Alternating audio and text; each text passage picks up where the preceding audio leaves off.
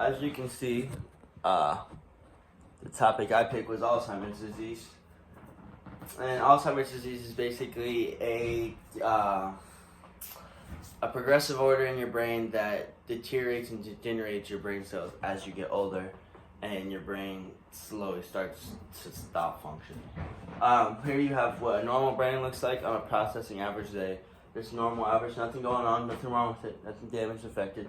And then here you have a brain that is affected with Alzheimer's disease. You have your frontal lobe, your the parietal lobe, and then your occipital lobe that are all affected.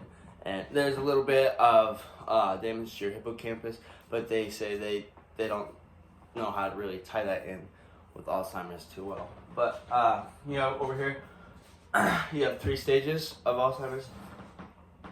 Excuse me. You have your very early stage, and you have your mid to mild to mid stage, and then you have your severe late stage. During your very early stages, where you start developing the symptoms and noticing maybe that you slightly are forgetting a little more, having trouble remembering, maybe losing the thought of the last digits of a friend's phone number, maybe how you like your coffee. But at the early stages, you're independent. You're working with yourself. Then you move to a couple years down the road. Then you move to the mid to moderate stage. This, they say, is the longest stage and could last up from anywhere to 2 to 7 years. This is also known as the longest stage of Alzheimer's disease. Symptoms tend to be much more noticeable, and getting the patient will require assistance with daily tasks such as getting dressed, making phone calls, or even recalling their own home address. They often get confused about, they also become paranoid or grow suspicious of people. A caregiver in the mid to mild stages is also provided with him, and also told to stay close to them and just make sure they're okay in this stage.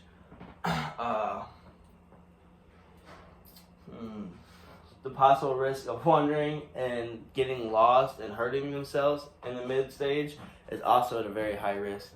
So they will, like I said, be needed with a caregiver. And then however long that lasts, it varies from people at whatever age to whatever how severe and aggressive it is growing.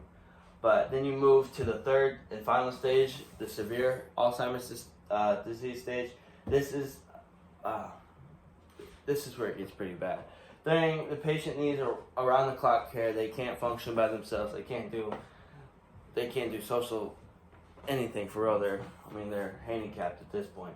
The patient loses the ability to walk or sit up.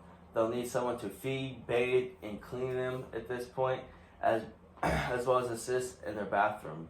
They'll rarely speak. They'll just sit there in silence, and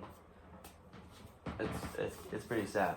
But all over the globe is affected with it. Illinois actually is not one of the higher populations with it. We're mid to mild with it.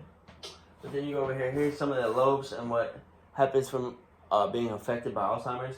Like I said, your frontal lobe right here. The frontal lobe plays a role in regulating behavior and help prevent us from saying or doing things that we might not want to do. Or it's just basically our lobe that helps us know right from wrong. Just if we should say it, just contemplating before our actions, basically.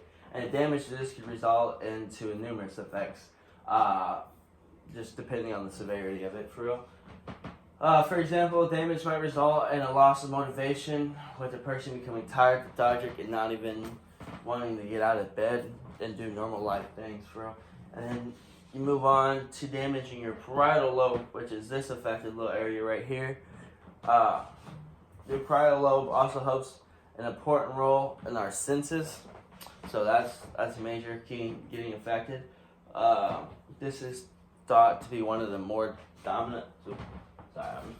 This is thought to be one of the more dominant lobes because of the way it structures information and allows us to read, write, and calculate and project objects normally, or basically our senses.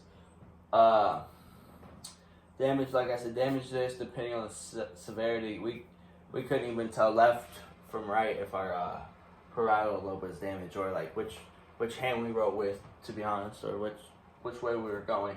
And then you go back here to this little part that's affected, which is the occipital lobe. And the occipital lobe is basically our vision and where we like process what we see around us. And sometimes damage or stimulation of the occipital lobe can result in like visual hallucinations and like calculations of distances. For reasons yet to be determined, this area we don't really can tell why it's affected by Alzheimer's, but when we run scans and all that, we can tell that it is affected by Alzheimer's. But this says always remember, so that those who cannot, like I said, it's a very progressive brain disease. Well, it's a disorder, and it's pretty sad. It affects people anywhere from 85 years older to as young as 65 years older. 4% of the population. With 4% of the population that is 65 or greater have a decent 4% chance of getting Alzheimer's. So make sure you keep your brain active, always be exercising, and stay aware. Thank you.